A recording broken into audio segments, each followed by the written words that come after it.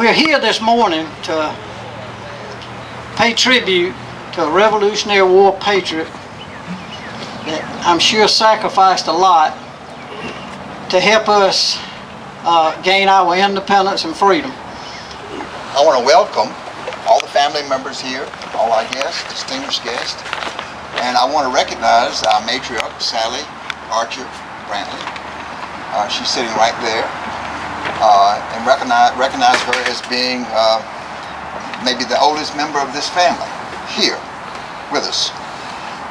And I want to address my first little remark to all the members, and I'm talking to the Brantleys and the Archers and the Harringtons and the Dixons and the Shepherds and the, gosh, I got them all, I think, because this bonny lad here gave everything for all of us, and I have personally a deep sense of gratitude and appreciation for what he gave for me. A lot of sources talked about Peter Fair, and to each source it was a different thing. So I picked out some of the story bylines, as you will, concerning Peter Fair, and I decided to record a few and share them with you, just to make you understand what he did, what he was really like as a man. So I first went to James C. Bonner's History of Milledgeville. That's probably the definitive history of Milledgeville and Baldwin County. And I quote, this is what Mr. Bonner had to say about Peter Fair. Peter Fair was a former French soldier who remained in America after the war. Governor Jared Irwin brought Fair to Milledgeville with him in 1807 and gave him employment as executive messenger and later as doorkeeper to the state. He came ahead of the governor when the capital moved from Louisville to Milledgeville to secure adequate dwellings for the governor. And actually, Peter Fair's own home would eventually sit next door to Governor Irwin's, down here on the corner where the old Social Security building was behind GMC. Then I went to the History Stories of Milledgeville and Baldwin County by Leola Selman Beeson. And she gave me another picture of him. Apparently he was quite close to Governor Irwin because, according to her history, and this is a quote, he was the possessor of a silver spoon once owned by Governor Jared Irwin, the first governor of the state, who came to Milledgeville in 1807. This spoon was given to Peter Fair, the Revolutionary soldier, who was the personal secretary of the governor. From there I went to Georgia's Landmarks, Memorials, and Legends by Lucian Lamar Knight. And Knight said he was one of the original settlers of the Baldwin County area. And I quote again, as gathered from various sources, the most prominent of the early settlers of Baldwin were as follows: Colonel Seaborn Jones, General John Scott, General W.S. Sanford, Colonel Zachariah Lamar, John Rutherford, Robert Rutherford, Dr. Tomlinson Ford, very historic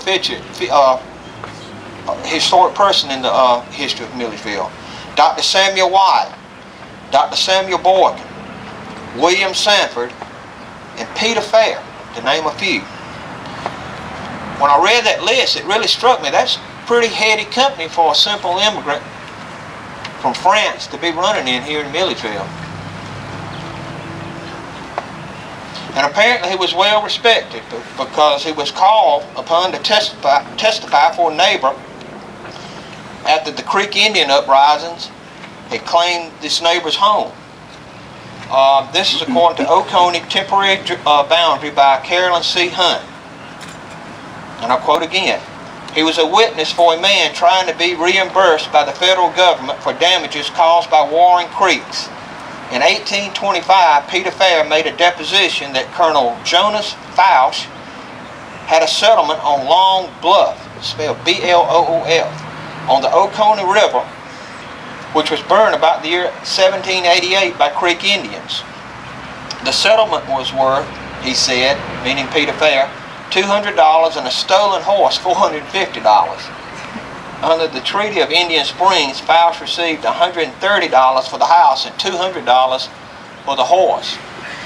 And the idea was, the discrepancy was that being a colonel in the militia, the horse was more valuable for the man's duties than his home was. In the roster of Revolutionary soldiers in Georgia, he was simply Peter Fair, Baldwin County. Now for my family, he was the taproot of our family tree. He was the beginning of who we are and what we are. He was Peter Fair from Lyon, France, who came to Charleston, South Carolina, aboard the ship La Victoria with Lafayette's army. Here he met and married Susanna Bone and had a child, Peter Fair Jr. They moved to Louisville, Georgia, and subsequently to Milledgeville, where at the time of his death, his will stated he owned land in Milledgeville, referred to as Square 46, which consisted of 4 lots and a house. Peter Fair Jr. grew into adulthood and took a wife of his own, Elizabeth R. Smith. They had 6 boys, one of which was named Francis Marion Fair, named after the Revolutionary War hero. He in turn took a wife named Mary Susan Thrash. They had 3 daughters, one of whom was Willie Fair, who went on to raise 9 children of her own with Baxter Hines Archer. She was the longest survivor of the 3 daughters, and at her death, so ended the Fair line. So as you can see, Peter Fair was many things to many people. It's according to where you look as to what he really was and what he stood for. So I thought I would end this by reading the obituary that was published in the Southern Recorder in 1826 at his death. At that time, that was the legal organ of the Baldwin County, as the Union Court is today. And when I read this obituary, I want you to listen to it, and at the end I'll call note to one particular spot I want you to listen to. And I'm going to read this and issue it as a challenge to each of you in the audience. I especially want to challenge the young members of my family to emulate this man and what the people of that day thought of him. It's a true goal for them. Now here's the obituary. Departed this life on the 21st August last, in the 68th year of his age, Peter Fair, a native of France. He came to America before the Revolution. In that struggle, he embarked with zeal for the success of the colonies. His name is ranked among the number who fought and bled for the Declaration of Independence. In 1802, he was appointed an officer in the executive department of this state, in which he continued until his death.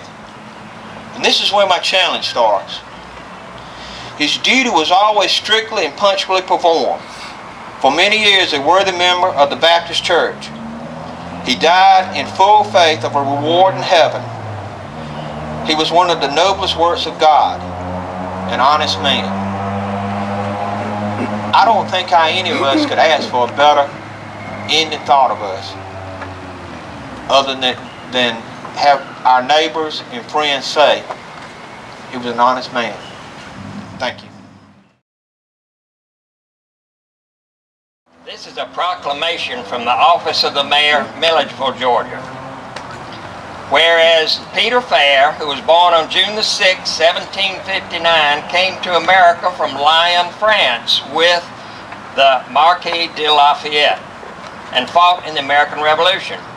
Private Fair came to Charleston, South Carolina as a soldier in the regular troops.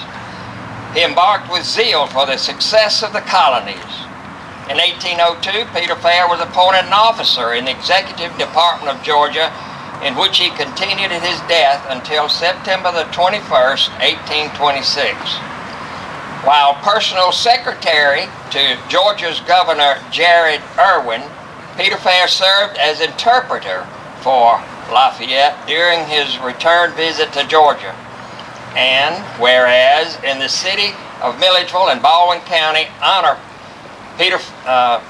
patriot Peter Fair, whose exemplary service in the American Revolution and to the state of Georgia is deemed to be in the highest regard. And whereas it is appropriate to recognize the importance of this date in our history and to remember the sacrifices of Peter Fayard during the years of struggle for American independence. Now therefore, Richard Bentley, as mayor of the city of Milledgeville, does hereby proclaim Saturday, June the 18th, 2011 as Peter Fayard Day in the city of Milledgeville, and encourage all citizens and descendants of Peter Fayard to cherish his memory and honor his life of service as a patriot of the American Revolution. Signed, Richard A. Bentley, on June the 16th.